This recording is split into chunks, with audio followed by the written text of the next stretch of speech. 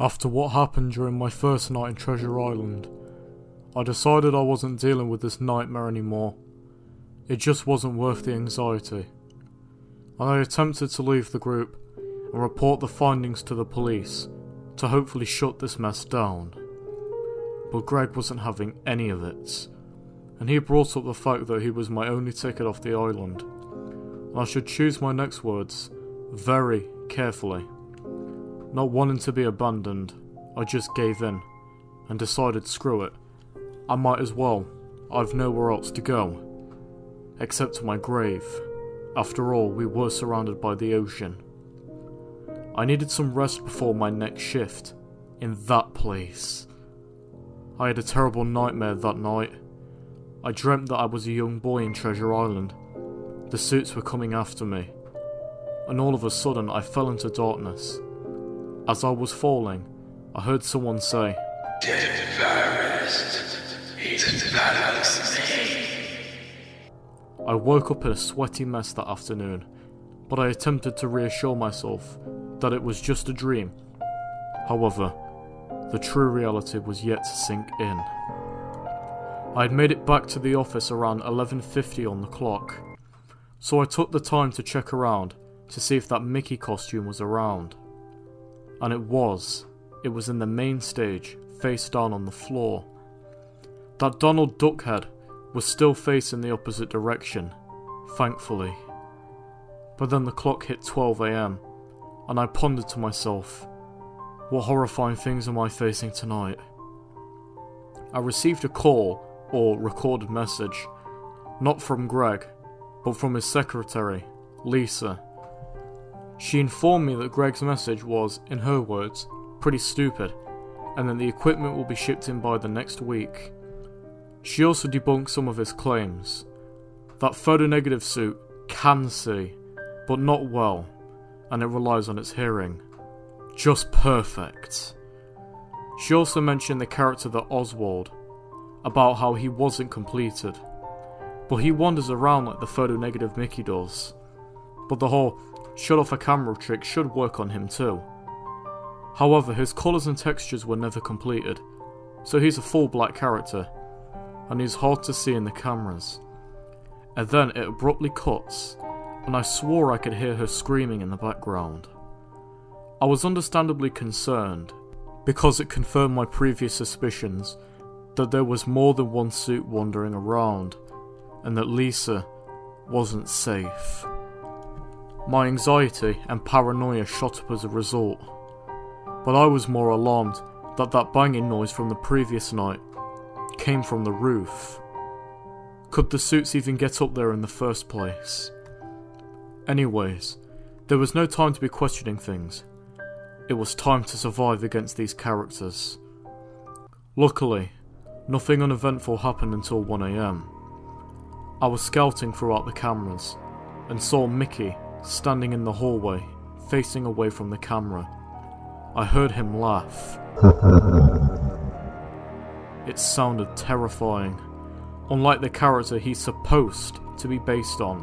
I checked the character prep camera, and the Donald Duck face was staring right at me, no longer facing the wall like it usually did.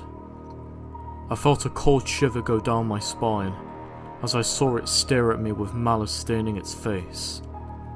However, I had not much time to dwell on that, because photonegative Mickey was in my office, and I heard the usual "Wanna see my head come off?" line, but I was too quick for the mouse, and I shut down the camera, and he vanished into the shadows.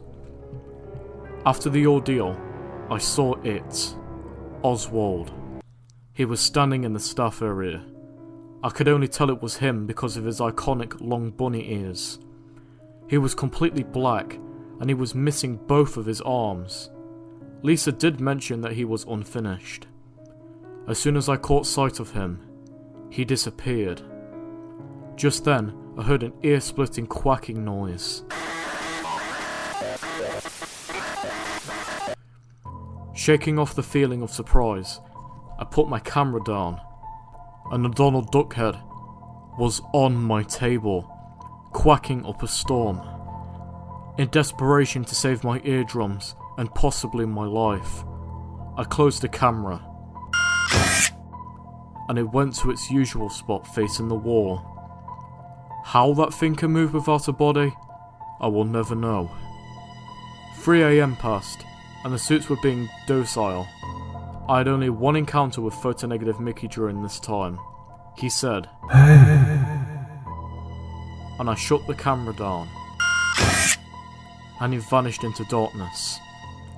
I was just concerned about Oswald. I haven't seen a single sight of him since 1 AM. It was going to turn to 5 AM when I heard something say,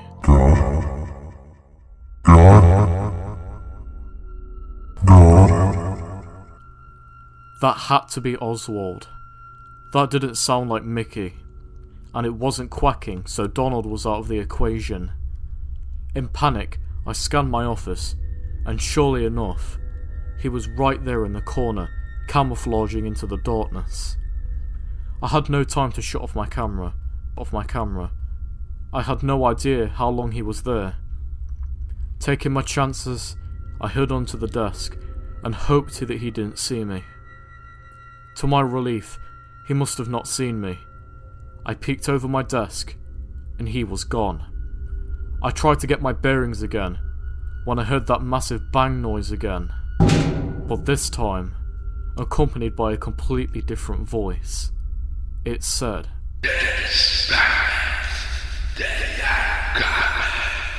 followed by a rapid shuffling and movement sound right above me.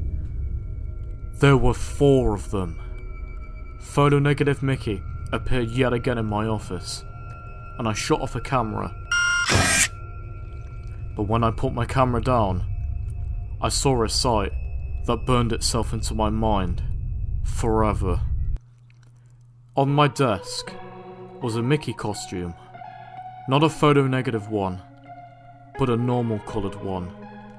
However, this was not a normal suit. Its face was disfigured, its jaw hanging wide open, its ears pointier and bat-like. It was lacking legs. Tiny stumps were the only things that remained. But the eyes. Oh God, the eyes. They weren't empty or vacant like photonegative Mickeys, but they were human-like and hungry. But I had no time. I immediately pulled up the camera and shut down it, praying to God that the Mickey costume would be lured away. Thankfully, it did, and there was no sight of it. I call it the face, because of its horrifying face, and there was already a photonegative Mickey costume, so I had to differentiate. Before any more torture ensued, it hit 6 AM, and I was out of there. I'd made it through my second night. I was safe. But I assure you, real suffering was yet to come.